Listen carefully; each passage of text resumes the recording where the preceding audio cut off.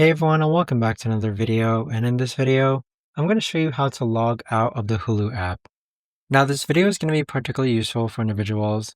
Let's say that you're logged onto someone else's phone on their Hulu and you want to go ahead and log out. How do you actually go ahead about doing so?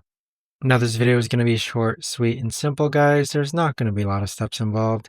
So in order to do this, what you're first going to do is open up the Hulu app. Next, you're going to click on the profile icon on the bottom right-hand corner. Now from here, you're going to go ahead and click on Log Out, which is the last button on this page that you see here. So once you go ahead and log out, that's going to log you out of the Hulu app on this phone device. But there you have it, guys. That right there is the best and easiest way that I know of to actually go ahead and log out of the Hulu app.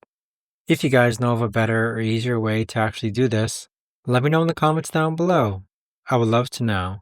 Thanks so much for watching, everyone, and I'll see you guys all in the next video.